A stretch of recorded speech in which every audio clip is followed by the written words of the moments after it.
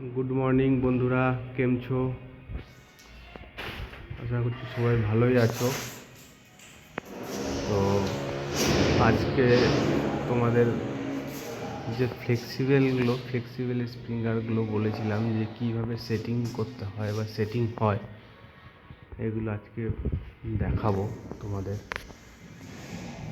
তোমরা দেখতে থাকো। এটা ফ্লেক্সিবল স্প্রিংলারগুলো পুরো ফিক্সিং করা হয়েছে। এখানে দেখো,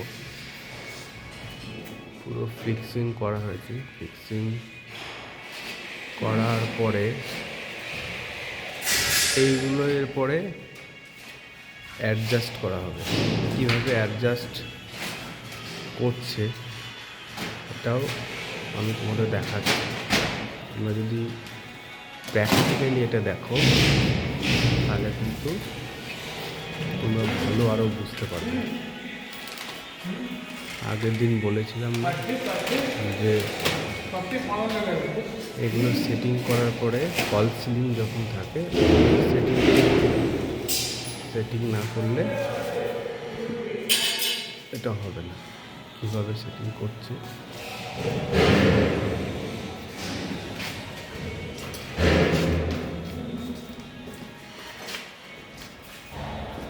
ফলস সিলিংটা কেটে ওখান থেকে ফোল্ড করতে হয় প্রথমে।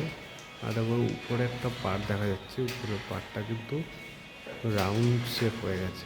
ওটাকে ফ্লেক্সি এইটা ওই ফল সিলিংয়ের বোর্ডটা প্রথমে ফোল্ড করতে হয়েছে। ফোল্ড করার পরে এটা সেটিং করছে। এর ভিতর যখন টেস্টিং হয়েছে, তো এইগুলো অনেক প্রবলেম থাকে। যখন টেস্টিং হয়েছিল, টেস্টিং হওয়ার পরে কিন্তু এর ভিতর কিছুটা জল হয়ে গেছে। সেই জল লাগানোর সময় কিন্তু নিচে পড়ছে, প্রবলেম নেই।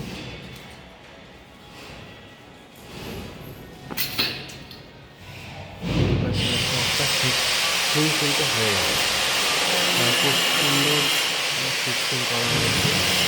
এটা ঠিক এইভাবে বসবে। এইভাবে বসলে দেখতে ভালো লাগবে। এগুলো কিন্তু পুরো এইভাবেই হবে, এইভাবেই করা হবে। এইগুলো একটা একটা করে এরকমভাবে করে এরা যাবে। রেডি হওয়ার পরে আমি আবার তোমাদের সঙ্গে এটা শেয়ার করব।